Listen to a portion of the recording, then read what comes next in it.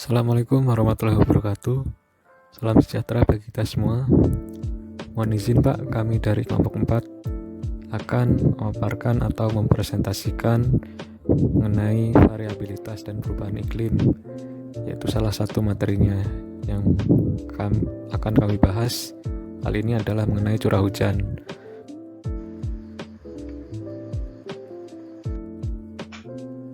Sebelumnya, izinkan saya mewakili kelompok 4 untuk memperkenalkan anggota dari kelompok 4. Yang pertama, Ibu Tuyuda Permadani Saputra, NPT 11180092. Yang kedua, Radin Hidayat 11180102. Dan yang terakhir atau ketiga, Swiknya Prasetyo, NPT 11180107.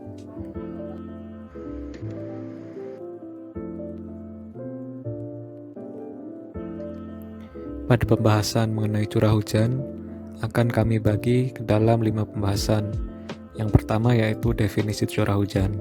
Yang kedua, macam-macam hujan. Kemudian yang ketiga, faktor hujan di Indonesia. Yang keempat, pola curah hujan di Indonesia. Dan yang terakhir atau kelima yaitu respon fenomena dari variabilitas iklim.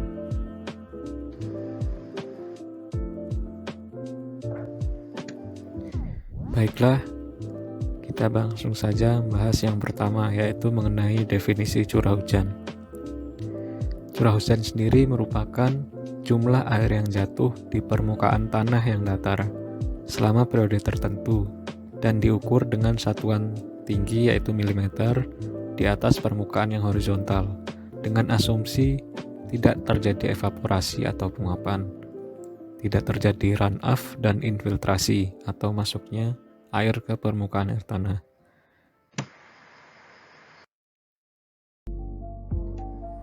Kemudian definisi lain yaitu hujan adalah curahan butiran air dari atmosfer yang sampai ke permukaan bumi, baik berbentuk cair ataupun padat, yaitu dalam bentuk es dan salju.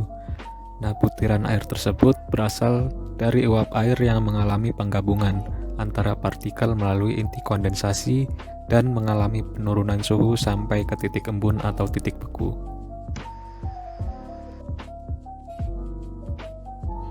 Untuk banyaknya curah hujan yang mencapai permukaan bumi, itu dinyatakan dengan ketebalan atau ketinggian air hujan. Nah, seperti yang sudah didefinisikan pada pengertian yang pertama, itu ukuran ketinggian hujan itu dalam satuan milimeter. Untuk alat penakar curah hujan sendiri yang biasa dipakai oleh pengamat di stasiun meteorologi BMKG itu dinamakan ombrometer. Nah, untuk alat penakar hujan sendiri itu dibedakan menjadi dua jenis, yaitu yang rekaman atau otomatis dan yang non rekaman atau yang manual.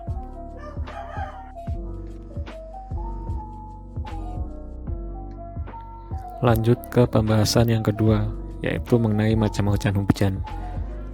Untuk hujan sendiri berdasarkan proses terjadinya dibedakan menjadi 3, yaitu hujan zenital, kemudian hujan frontal, dan hujan orografis. Yang pertama yaitu hujan zenital. Didefinisikan hujan yang terjadi karena ada massa udara yang banyak mengandung uap air kemudian naik ke atas secara vertikal, disebabkan oleh angin yang mendorong ke atas atau dalam hal ini aliran yang konvergen. Akibatnya terjadilah penurunan suhu. Ketika semakin naik, suhu akan semakin berkurang, sehingga terjadi peristiwa kondensasi atau pengembunan dan membentuk awan konveksi. Untuk tanda-tanda dari hujan zenital atau hujan zenit, yaitu butiran airnya bersifat kasar, jatuhnya jarang dan turunnya terjadi secara tiba-tiba atau shower, serta berhenti dengan lebih cepat. Di daerah tropis, hujan zenital ini terjadi sebanyak 2 kali dalam setahun, sedangkan di lintang menengah atau 23,5 derajat lintang utara dan selatan bisa mengalami 1 kali hujan dalam setahun.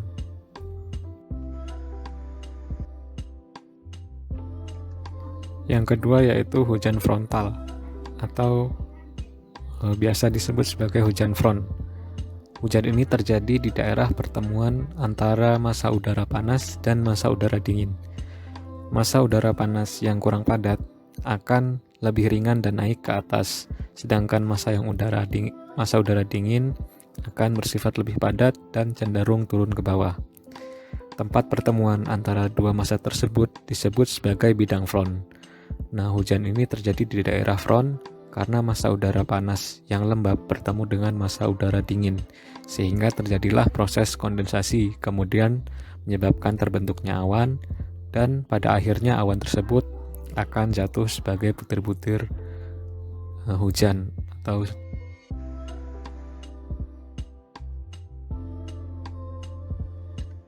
dan yang terakhir mengenai macam-macam hujan berdasarkan proses terjadinya, yaitu hujan orografis.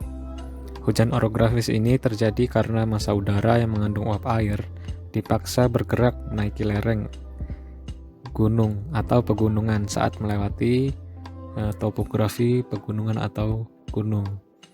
Oleh sebab itu, massa udara yang dipaksa naik tersebut akan terus mengalami penurunan suhu sehingga terjadilah proses kondensasi menjadi titik-titik air. Akhirnya, titik-titik air ini akan menyebabkan terbentuknya awan, kemudian pada akhirnya akan menyebabkan turun di sekitar lereng pegunungan. Fenomena tersebutlah yang dinamakan sebagai hujan orografis.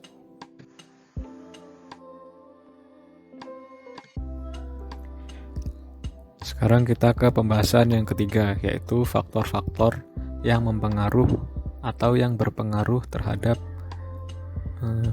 menyebabkan hujan di Indonesia. Pada umumnya faktor-faktor ini sangatlah banyak. Namun di sini kami mengambil 4 faktor yang dominan dalam mempengaruhi proses hujan di Indonesia. Yang pertama yaitu bentuk medan atau topografi. Ketika suatu daerah tersebut memiliki medan yang berbukit atau gunung, maka ada aliran angin yang dipaksa naik. Kemudian pada kondisi di mana angin sudah tidak sanggup menahan uap air, menyebabkan proses-proses kondensasi dan menyebabkan terjadi hujan. Seperti yang dijelaskan sebelumnya, yaitu hujan orografis. Kemudian yang kedua yaitu aliran lereng medan. Lereng yang mengarah ke arah datangnya angin ini akan memperoleh lebih banyak curah hujan disebabkan banyaknya konsentrasi uap air.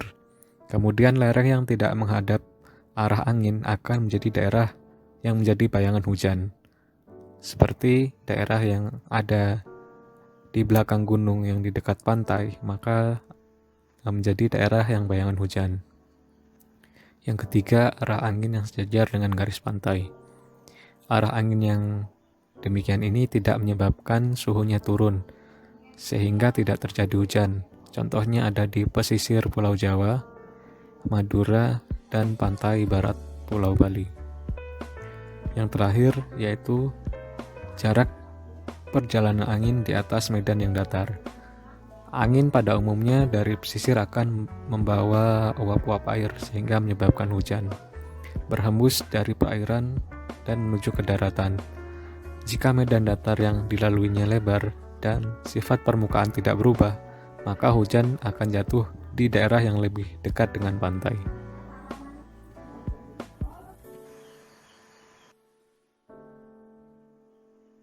Sebelumnya, mohon izin untuk memperkenalkan diri terlebih dahulu. Nama Ibu Twida Permadani Saputra.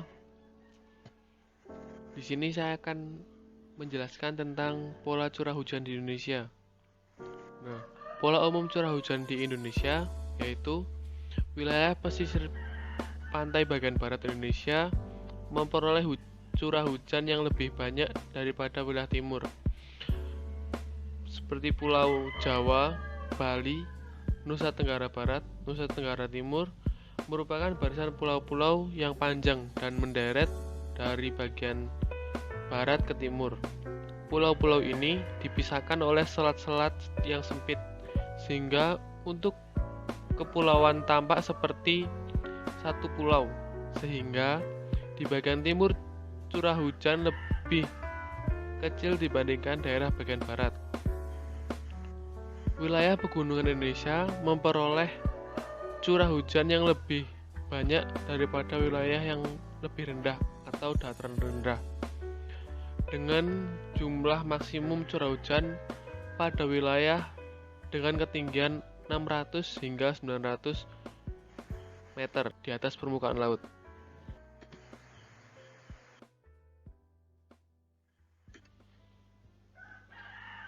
Di daerah pedalaman, semua pulau dan daerah rawa-rawa yang besar, musim hujan jatuh pada musim pancaroba. Pantai barat Pulau Sumatera sampai Bengkulu mendapat hujan terbanyak bulan November. Lampung, Bangka yang terletak sedikit ke timur pada bulan Desember, sedangkan Jawa bagian utara, Bali, NTB, dan NTT pada bulan Januari sampai bulan Februari.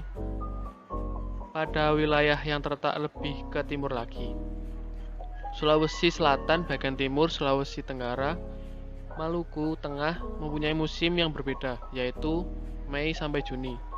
Justru pada waktu bagian lain kepulauan Indonesia ada pada musim kering. Batas wilayah bagian Indonesia Timur kira-kira terdapat pada 120 bujur timur.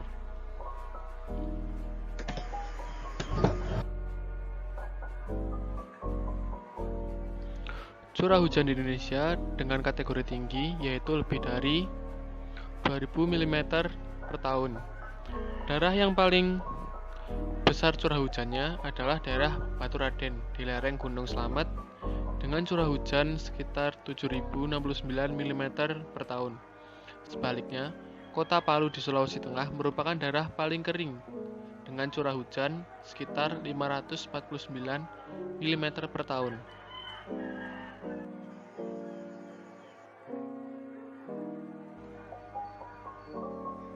Tipe-tipe hujan di Indonesia. Yang pertama, tipe hujan monsunal. Nah, di peta sebelah kanan bisa dilihat daerah-daerah yang berwarna kuning itu memiliki tipe curah hujan monsunal. Nah, curah hujan monsunal dipengaruhi oleh angin monsun yang bertiup secara periodik dengan arah berkebalikan selama 6 bulan sekali. Tipe curah hujan ini memiliki grafis unimodial dengan puncak di bulan DJF dan lembah di bulan JJA. Yang kedua, curah hujan ekuatorial yang di peta berwarna hijau dipengaruhi oleh keberadaan ITCZ memiliki grafis bimodial atau dua puncak dan dua lembah. Ini karena efek dari gerak semu matahari. Jika ITCZ berada tepat di atas wilayah tersebut, maka intensitas curah hujan akan meningkat. Daerah-daerah dengan curah hujan ekuatorial seperti di peta yaitu sebagian daerah Sumatera, Kalimantan, Sulawesi, dan Papua. Nah, tipe yang terakhir yaitu curah hujan lokal atau di peta berwarna merah. Dipengaruhi oleh faktor lokal seperti letak geografis dan topografis wilayah. Tipe curah hujan ini tidak menentu intensitas curah hujannya. Contoh, daerah dengan curah hujan tipe lokal adalah ada di Palu dengan intensitas curah hujan bulanan kurang dari 50 mm. Nah, curah hujan lokal ini juga berada di daerah Papua.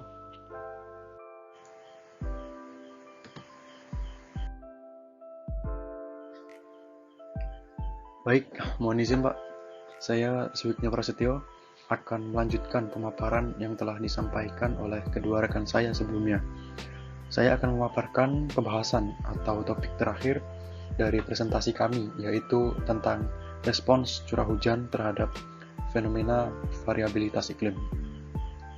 kita akan melihat dan mengidentifikasi bahwa curah hujan yang terjadi di wilayah Indonesia tidak hanya dipengaruhi oleh faktor-faktor lokal seperti yang sudah dipaparkan oleh Radian Hidayat sebelumnya.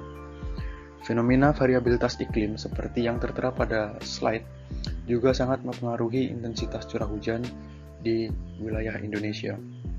Fenomena tersebut diantaranya adalah monsoon, ITCZ, ENSO, kemudian IOD, MGO, dan ITF. Bahan yang akan kami paparkan diambil dari beberapa artikel jurnal, baik jurnal nasional maupun internasional, yang secara komprehensif membahas pada bagian-bagiannya.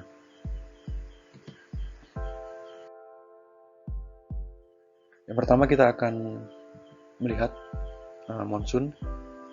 Seperti yang kita ketahui, bahwa negara kita berada pada posisi yang diapit oleh dua benua, yaitu benua Asia dan benua Australia. Kedua benua tersebut secara periodik mengalami insolasi yang berbeda akibat rotasi dan revolusi bumi. Perbedaan insolasi berimplikasi pada perbedaan tekanan, di mana daerah yang mengalami insolasi berlebih akan memiliki tekanan yang lebih rendah. Perbedaan tekanan inilah yang menyebabkan massa udara tersebut bergerak dari daerah yang bertekanan tinggi menuju daerah yang bertekanan rendah.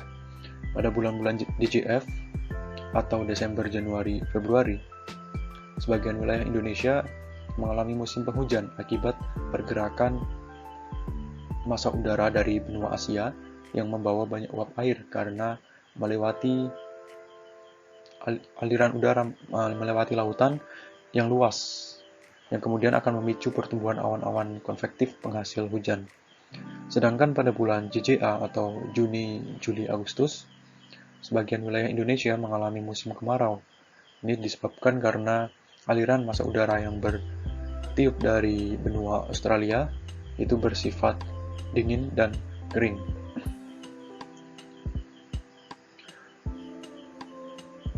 Faktor dari monsoon ini mempengaruhi wilayah Indonesia seperti yang dijelaskan sebelumnya, yaitu pada wilayah-wilayah dengan pola curah hujan monsumal. Kemudian ada ITCZ atau Intertropical Convergence Zone. Ini merupakan area yang menyerupai sabuk dengan panjang beberapa ratus kilometer di utara maupun selatan, yang dikarakteristikan oleh adanya tekanan rendah dan konvergensi angin pasat yang membawa massa udara panas dan lembab yang berasal dari wilayah tropis. Zona konvergensi ini menyebabkan adanya konvergensi massa udara sehingga memicu terbentuknya awan-awan konvektif.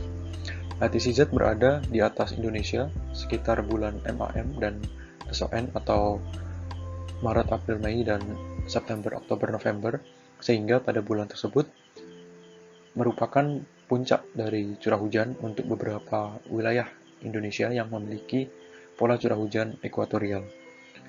Kita bisa melihat di gambar yang bawah ini bahwa ITCZ itu bisa diidentifikasi dengan adanya pumpunan awan-awan yang mengumpul di daerah tropis.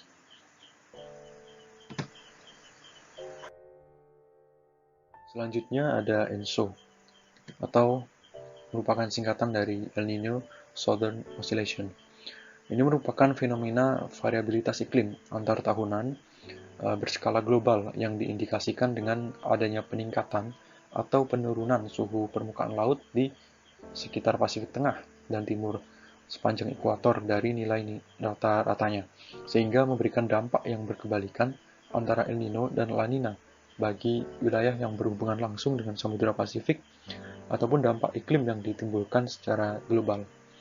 Untuk wilayah Indonesia sendiri, khususnya bagian tengah dan timur, El Niño menyebabkan musim kemarau yang panjang, sedangkan La Niña menyebabkan intensitas curah hujan yang meningkat.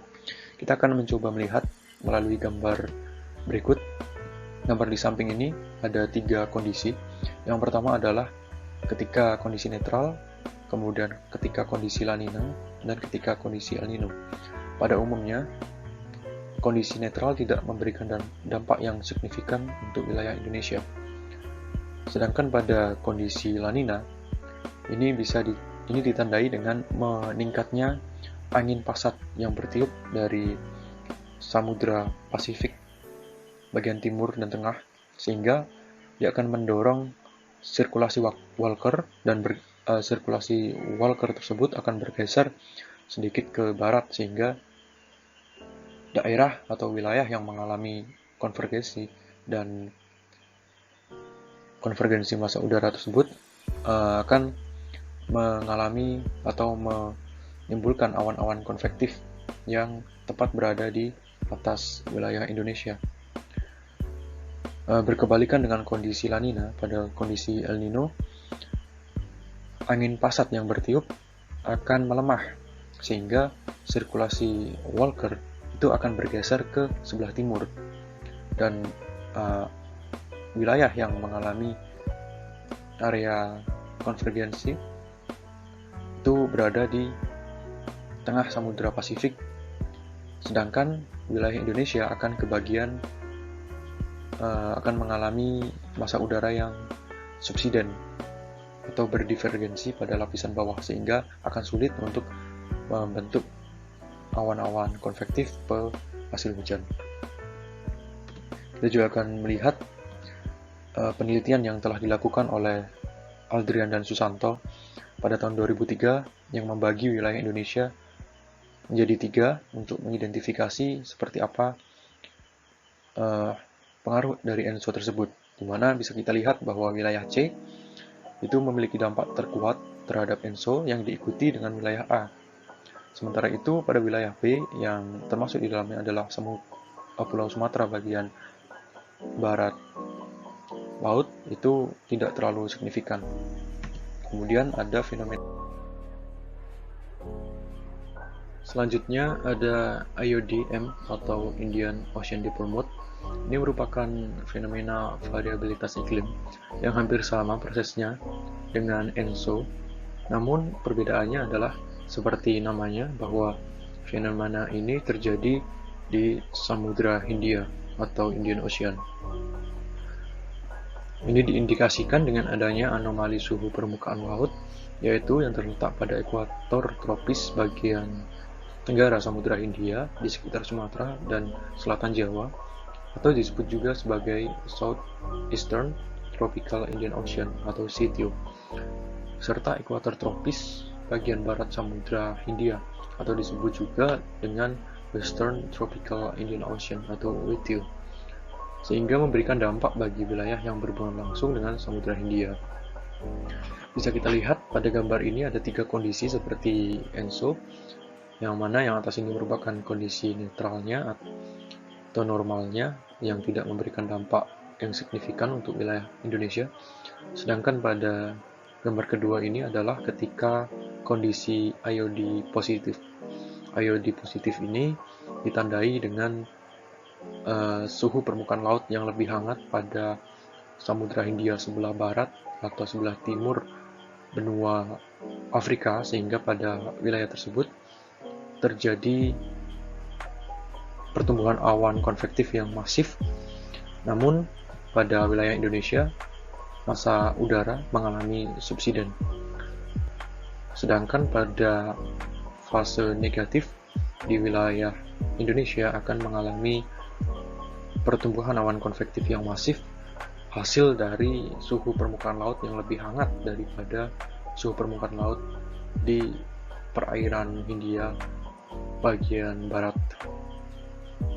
Oleh karena itu, Indian Ocean Dipole ini juga mempengaruhi variabilitas curah hujan di Indonesia, khususnya pada wilayah Indonesia bagian yang langsung berhubungan dengan Samudra Hindia. Dalam hal ini bisa kita katakan bahwa wilayah Indonesia pada bagian barat.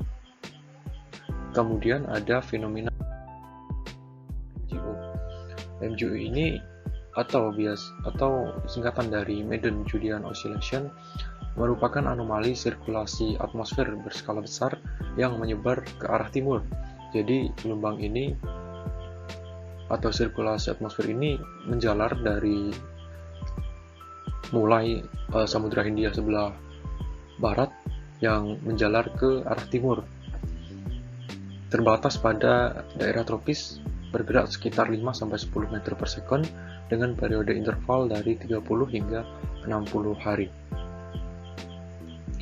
Fenomena MJO menyebabkan daerah yang dilaluinya mengalami pertumbuhan awan-awan konvektif yang lebih masif daripada biasanya, sehingga dapat menyebabkan hujan dengan intensitas yang lebat. Terlepas dari adanya aliran udara seperti monsun dan lain-lain, bahwa MJO ini seringkali terjadi pada waktu-waktu yang tidak bisa kita prediksi, sehingga merupakan dikatakan sebagai anomali karena polanya itu tidak bisa kita identifikasi dengan baik gitu. Untuk pengukuran atau identifikasi MJO ini bisa dilakukan dengan melihat arah angin zonal pada lapisan 800 milibar dan lapisan 200 milibar, atau juga bisa dengan OLR.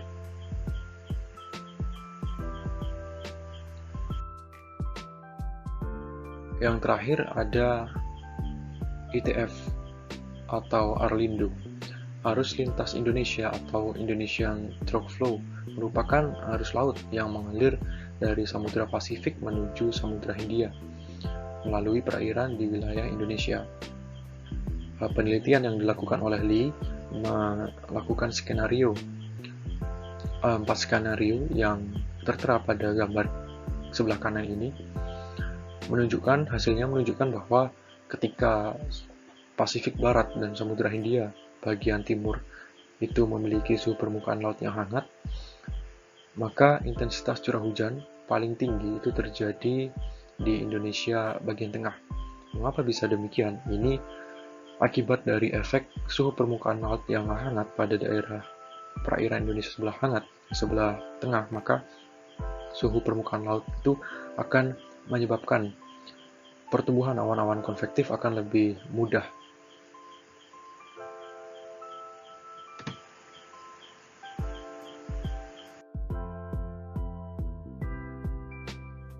Demikian yang dapat kami sampaikan. Kami sangat berterima kasih kepada Bapak Yosafat Doni Haryanto selaku pengampu mata kuliah variabilitas dan perubahan iklim, sehingga kami bisa menyusun PPT ini dengan baik. Meskipun demikian, kami minta maaf apabila presentasi yang sangat sederhana ini banyak kekurangan karena kurangnya ilmu yang kami miliki. Akhir kata, semoga apa yang kami sampaikan dapat bermanfaat. Dan wassalamualaikum warahmatullahi wabarakatuh. Selamat pagi, siang, sore, ataupun malam. Terima kasih.